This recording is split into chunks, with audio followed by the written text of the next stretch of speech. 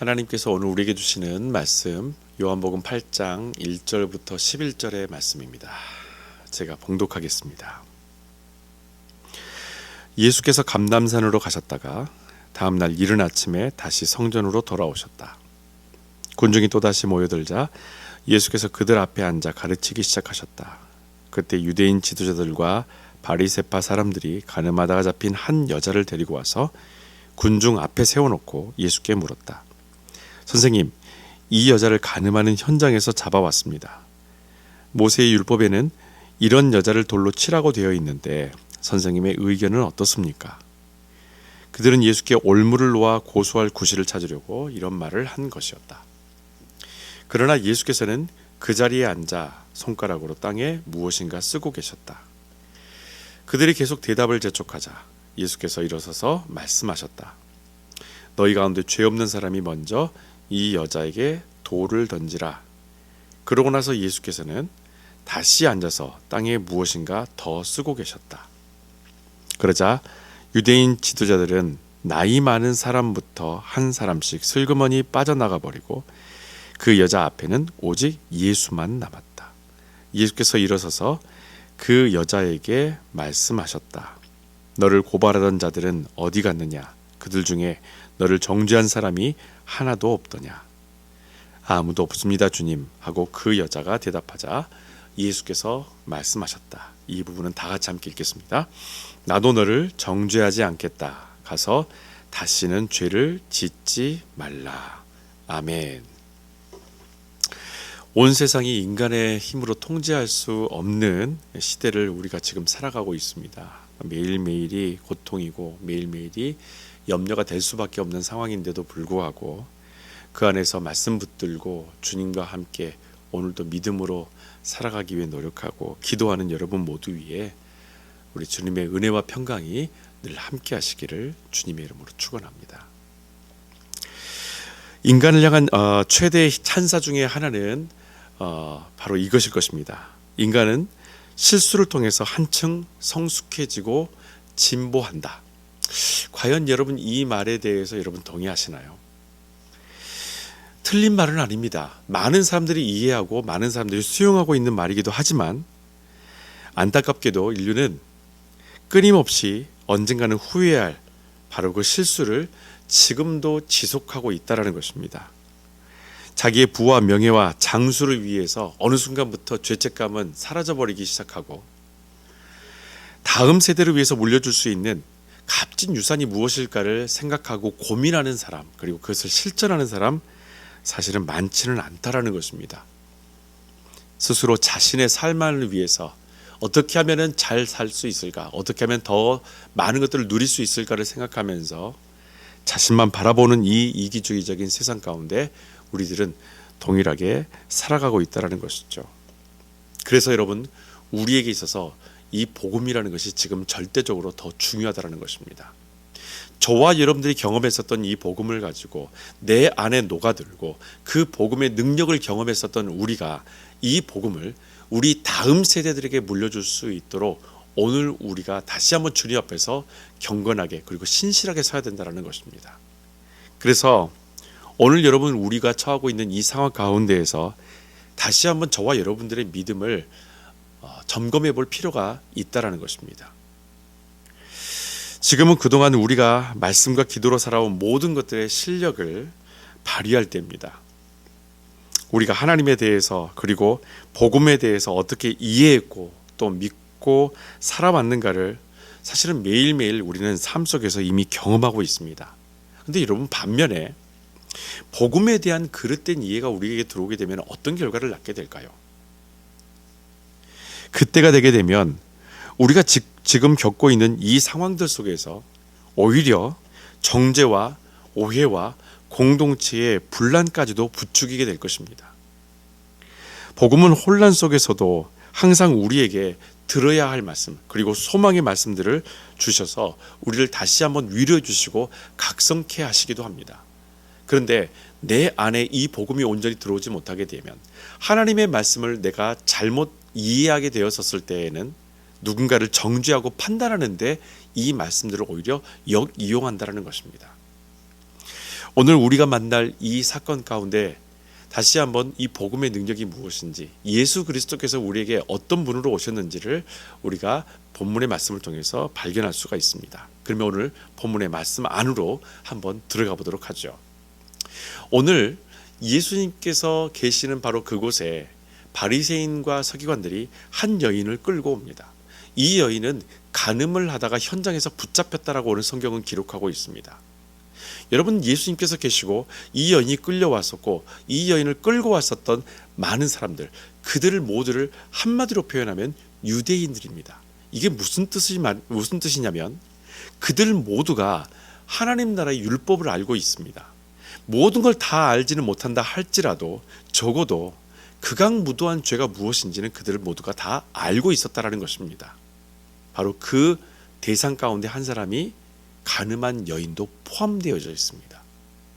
그렇다면 이 여인은 자신이 지었던 죄에 대해서 어떻게 생각할까요? 여러분, 사실 이 여인의 죄는 간음을 했다라는 어떤 행동의 결과 이전에 그가 먼저 지었던 죄가 있습니다.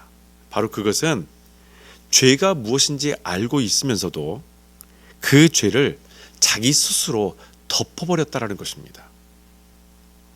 안 들키면 되겠지라는 인간의 안일한 생각이 우리 안에서 끊임없이 이 죄성을 무디어지게 만듭니다.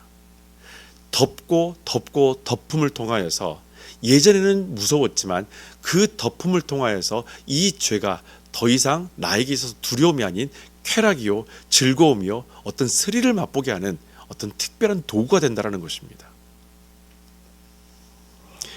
그러나 우리는 이 사건을 조금 더 이성적으로 볼 필요가 있습니다. 오늘 이 여인에 대한 이야기를 바라보면서 여러분, 간음이라는 죄에 대해서 다시 한번 생각 한번 해보죠. 여러분, 간음이라는 범죄 한 사람에게만 여러분 국한될까요? 그렇지는 않습니다. 오늘 본문의 말씀을 읽으면서 우리가 이 여인, 간음한 여인이라는 어떤 소주제만을 눈에 띄게 바라보고 그 말씀을 통해서 우리가 이 여인에게만 포커스를 하는 것은 바리새인들의 관점으로 계속 성경을 지금 읽고 있다는 것입니다. 4절의 말씀을 보게 되면 바리새인들이 예수님께 이렇게 말합니다. 이 여자를 간음하는 현장에서 잡아왔습니다 라고 진술을 해요. 자, 그렇다면 여러분, 현장에서 끌려와야 되는 사람이 이 여성뿐일까요? 그렇지는 않죠. 이 여성과 함께 간음한 상대방을 찾아야 되는데 사실은 우리도 그렇고 성경도 그렇고 이 상대방에 대한 이야기가 언급이 전혀 없습니다. 바리새인들의 시선으로 그들의 관점으로만 성경을 읽다 보면 이 여인만 죄인이 되고 이 여인은 반드시 무엇인가 어떤 큰 일을 치러야만 된다라는 어떤 강박에 우리가 쌓이게 된다라는 거예요. 그 현장에서 함께 간음한 남자의 행방이 사라진 상태에서 이 여인은 오늘 홀로 죄인이 되어서 많은 사람들 앞에 손가락질을 받고 있습니다. 여러분, 지금 우리가 누구의 말을 더 귀 기울였는지를 한번 살펴보십시오. 우리의 영적 상태를 살필 때 내가 누구의 말을 많이 귀 기울였는가, 내가 어떤 사람의 말에 많이 마음이 흔들리는가, 그 사람이 했던 말을 통해서 내 마음의 심령이 오히려 주 안에서 평강을 누리는가, 아니면 그 사람의 말을 통해서 내가 불안함을 느끼는가. 성경은 우리에게 사람의 판단과 지혜보다는 오히려 하나님의 말씀에 전적으로 귀를 기울이라고 촉구하고 있습니다. 이것은 구약의 선지자들도 그렇고 신약의 모든 사도들도 마찬가지로 자기 개인적인 생각에 대해서 드러내지 않고 오직 여호와 하나님의 말씀, 예수 그리스도의 그 복음에 집중할 것을 끊임없이 요구하고 있다는 겁니다. 그 이유와 가치는 오늘 이 내용 가운데 더 분명해집니다. 자, 이 여인이 먼저 자기의 죄를 먼저 덮었습니다. 이미 오래전부터 죄를 지었었을 것입니다. 한순간에 죄를 지은 것이 아니었었을 것입니다. 왜냐하면 현장에서 이 여인을 발각했을 만큼 이미 이 여인의 범죄상은 낱낱이 드러나 있는 상태예요. 이 여인은 자신이 알고 있었던 이 죄를 스스로 덮었던 것이 이 여성이 갖고 있었던 죄였다면 오늘 바리새인과 서기관들의 태도 가운데에도 그들이 덮어놨었던 죄, 오히려 이것도 우리와 동일하게 포함되어져 있는, 동일하게 같이 우리가 저지르고 있는 범죄의 모습일 수도 있다라는 것입니다. 과연 그것이 뭘까? 여러분, 이 사람들이 간음하다가 홀로 잡혀온 이 여인을 예수님 앞으로 데려온다는 것은 예수를 넘어뜨리려는 분명한 목적이 있었기 때문입니다. 만약에 예수님께 돌로 쳐 죽이십시오라고 했었을 때 예수님이 돌로 쳐 죽여라 라고 말한다면은, 사실은 마태복음 5장의 산상수훈에 보게 되면 예수님께서 당신 입술을 이렇게 말을 합니다. 원수를 사랑하라 라고 말씀하세요. 바로 이 가르침과 정면으로 대치가 되는 거예요. 그래서 자기가 했던 말을 자기 스스로 번복하게 만들기 위해서 올무를 만듭니다. 그래서 한쪽에서는 죽여야 된다는 것, 한쪽에서는 사랑해야 된다는 두 가지, 예수 그리스도께서 이미 알고 계시고 말씀하셨던 두 가지가 상충하도록 만드는 것이 바로 오늘 바리새인과 서기관들이 꾸며놓은 일들이라는 것입니다. 지금 예수님은 어떤 것을 택해도 이 사람들이 꾸민 올무에서 벗어날 수가 없어요. 여러분, 우리가 말씀을 보다가 하나의 말씀 그리고 또 다른 말씀을 보면서 마음 가운데서 갈등할 때가 분명히 있어요. 내 마음에서는 이것을 원하는데 사실은 성경에서는 또 이것을 말하고 있고, 내 마음 안에서는 이 말씀을 통해서 나를 정당화시키고 싶은데 또 말씀 가운데 보면은 정반대의 이야기처럼 보이는 어떤 내용 때문에 우리의 마음이 심란할 때가 분명히 있다는 것입니다. 과연 예수님께서는 이 문제를 어떻게 풀어가실까요? 오늘 서기관과 바리새인들이 스스로 덮어놨었던 죄들이 몇 가지가 있습니다. 첫 번째는 이것입니다. 여호와 하나님의 말씀, 다시 말하면 오늘 이 사건 가운데 중요한 키워드가 되고 있는 바로 이 율법, 이 말씀을 그들 모두가 다 알고 있었는데도 그 말씀의 진실을 덮어둔 죄를 이미 그들이 버렸다라는 것입니다. 바리새인들과 서기관들은 자신들이 이 율법, 이 말씀을 잘 지키고 있다고 사실은 자부했습니다만, 실제로는 그 말씀을 상대방을 판단하고 정죄하는 목적으로 지금까지 사용해 왔습니다. 자신들과 비교해서 덜 경건하고 덜 하나님 앞에 나아가는 그 순종의 모습, 헌신의 모습이 부족하다는 것으로 사람을 판단하는 것이 바리새인들과 서기관들의 지금까지의 태도였다라는 거예요. 그래서 더 많은 규제와 실천 항목들을 그들 스스로가 자꾸 붙여나가고 추가하기 시작했습니다. 여러분, 기독교 율법주의라는 것이 있어요. 기독교 율법주의는 우리가 살아가면서 마주치는 모든 것을 죄로 인식해서 자꾸 추가시키는 것입니다. 하나님의 말씀을 적당히 읽고 그 말씀 안에서 세상 가운데 우리가 접하고 부딪히고 우리가 만지고 보고 듣고 하는 모든 것들을 전부 다 죄로 규정하는 거예요. 모세를 통해서 주셨던 613가지의 구약 율법이 있습니다. 이 613가지 율법을 두 가지 큰 주제로 압축하면은 이렇게 정리됩니다. 여호와 하나님만을 사랑하십시오. 또 하나는 내 이웃을 사랑하라. 다시 한번 이웃을 사랑하라는 두 가지 큰 주제로 압축이 되게 됩니다. 사실은 이 두 가지 뼈대를 가지고 나머지 모든 율법들이 만들어졌다는 것을 우리는 알고 있습니다. 여러분, 성경은 타인을 판단하고 정죄하는 데 사용하는 것이 절대로 아닙니다. 그 말씀을 나에게 먼저 엄격하게 적용시키고 그 말씀이 이끄시는 대로 삶의 본이 되는 것이 우선되어져야 된다라는 것이죠. 그런데 바리새인들과 서기관들은 사람들을 교육해야 될 그 역할이 있음에도 불구하고 그 말씀 안에 들어가 있는 진리의 그 진실을 전하지 않았다라는 것입니다. 스스로 그 진실을 덮어버리고, 다시 말하면 하나님의 마음을 덮어버리고 자신들이 생각하고 있는 율법주의적인 그 삶을 통해서 다른 사람을 정죄하고 판단하는데 하나님의 말씀을 사용했다라는 것이죠. 또 한 가지, 바리새인들과 서기관들이 스스로 덮어버렸던 죄가 있습니다. 그것은 하나님의 계획을 그들 스스로가 덮어버렸다라는 것입니다. 요한복음의 저자였던 이 사도 요한은 예수님을 요한복음 1장에 보게 되면은 어둠을 비추는 빛이라고 소개를 했습니다. 근데 그 내용 가운데 보게 되면 이 빛이 세상에 오셨음에도 불구하고 그분을 알아보지 못했다라고 얘기를 해요. 그분을 알아보지 못한 사람들이 누구입니까? 바로 오늘 본문에 나와 있는 바리새인들과 서기관, 그리고 이들의 모든 행동에 같이 동조하고 있는 여타의 사람들이라는 거예요. 누구보다도 모세 율법과 선지서를 잘 알고 거기에 담긴 하나님의 뜻과 계획을 잘 아는 사람들이지만 그 증거가 되시는 예수를 오히려 그들은 죽이려고까지 했다라는 것입니다. 여러분, 순종이 어려우신가요?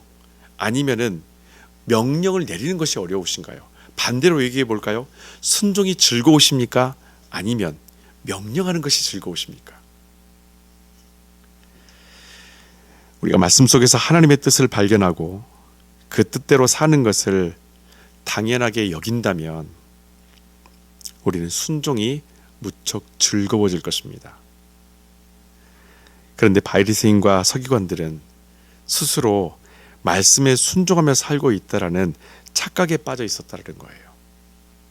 그래서 하나님의 뜻과 계획을 덮어버린 그런 크리스찬으로 사사기 21장 25절에 보면 자기 뜻에 맞는 대로 행동하는 그런 교만에 빠진 사람들이 바로 바리새인들과 서기관들이었습니다. 그들이 하나님의 모든 뜻과 계획하심, 예수 그리스도를 보내신 하나님의 뜻과 계획하심, 그 말씀 안에서, 구약의 모든 말씀 안에서 하나님께서 이미 계시하셨던 것을, 그 뜻과 계획을 다 덮어버리고 현재 살고 있는 그들의 현재 시간만 바라보면서 그들의 기준에, 그들의 마음에, 그들의 표준에 맞지 않는다면 누구든지 가차 없이 죄인을 만들어버리는 것, 바로 이런 자기 판단의 교만이 바리새인과 서기관들에게 있었다라는 것입니다. 여러분, 가늠한 여인이든 그를 붙잡아서 예수를 공경에 빠뜨리려 했던 바리새인과 서기관들이든 그들 모두에게 이렇게 덮어둔 죄가 분명하게 존재하고 있었습니다. 다만 한쪽은 자신이 지었던 이 죄에 대해서 부정할 수 없었고, 또 다른 한쪽 사람들은 자신의 죄를 인식하지 못했다라는 것입니다. 아니, 오히려 그것이 죄로 여겨진다라는 것에 대해서 스스로 부정했다라는 것이죠. 자, 이제 남은 것은 한 가지입니다. 예수 그리스도의 판단. 논리적으로 빠져나갈 수 없는 상황 가운데에서 주님은 가장 성경적인 방법을 제시하셔서 왜 당신이 세상의 빛이 되시고 복음이 되신지를 다시 한번 이 말씀을 통해서 우리에게 각인시켜 주셨습니다. 오늘 이 말씀을 통해서 우리가 보게 되는 예수께서 이 문제를 해결하는 방법 안에는 분명히 성경적인 방법이 있다고 했는데 그것이 과연 무엇일까? 여러분, 같은 말씀인데도 예수님은 하나님의 마음을 이해함으로 이 모든 문제를 다 해결해 버립니다. 그 방법은 간단합니다. 오늘 7절에 있는 말씀이죠. 너희 가운데 죄 없는 사람이 먼저 이 여자에게 돌을 던져라. 여러분, 예수님의 이 말씀에 누구도 돌을 던진 사람이 없다라고 분명히 성경은 얘기합니다. 오히려 사도 요한은 너무나 특별한 광경을 목격하게 되었는데 그것은 거기 있던 사람들이 그 자리를 모두 빠져나가는 장면이었습니다. 여러분, 예수님은 거기 있었던 모든 사람들에게 당신 자신을 하나님 앞에 세워보라고 다시 요구하십니다. 오늘 저와 여러분들에게 도전하는 것은 바로 이것입니다. 우리 자신을 하나님 앞에 먼저 세우라는 거예요. 어떤 세상적인 기준, 어떤 교회 안에서의 맴돌고 있는 어떤 기준이 아닌 어떤 특별한 사람의 입술에서 나오는 어떤 기준이 아닌 당신 자신에 대해서 하나님 앞에 먼저 세워보라는 것입니다. 모든 판단, 즉 모든 심판은 하나님만이 하시는데 우리 모두는 그분 앞에 반드시 서게 될 것입니다. 그리고 그분 앞에서 우리는 지금까지 우리가 살아왔었던 모든 것에 대한 판단과 심판을 받게 될 것이라는 것입니다. 다만 오늘 사도 요한이 복음서뿐만 아니라 썼던 여타의 서신서 중에서 요한 1서 2장 1절 2절에 보게 되면 이런 말을 남깁니다. 여러분이 죄를 짓지 않기를 바라는 오직 한 마음으로 이 글을 쓰는데 혹시 여러분이 죄를 지었더라도 아버지 앞에서 변호해 주실 분이 계십니다. 그분은 모든 면에서 의로우시고 하나님을 기쁘시게 해드리는 예수 그리스도이십니다. 그분은 우리 죄를 용서하시려고 몸소 희생제물이 되어주셨습니다.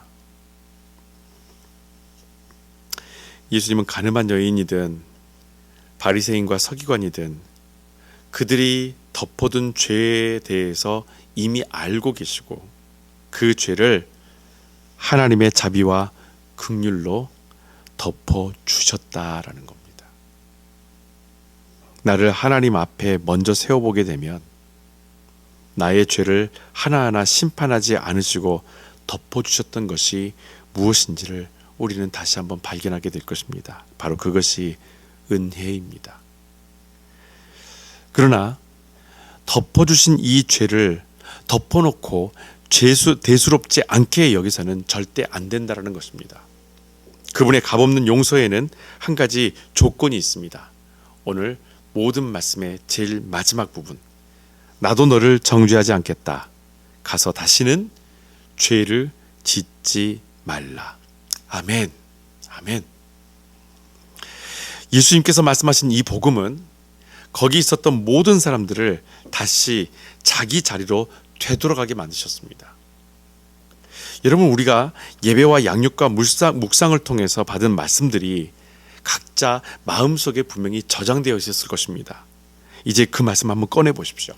그 말씀이 뜻하시는 대로 우리의 삶을 견고히 세워나갈 수 있도록 그 말씀을 이제는 사용하시라는 겁니다. 이 복음의 능력이 어떤 것인지, 이 복음으로 말미암아 다시 한번 예수 그리스도와 함께 우리의 삶이 풍성한 은혜의 삶을 살 수 있도록 이 죄에 대해서 우리가 덮어놓지 않고 우리 주님께서 베푸신 그 은혜 가운데 다시 한번 우리가 회개의 자리로, 다시 한번 거룩함의 자리로, 성결함의 자리로 나아갈 수 있도록 우리는 끊임없이 훈련하고 기도하며 그 뜻을 간구해야 될 것입니다.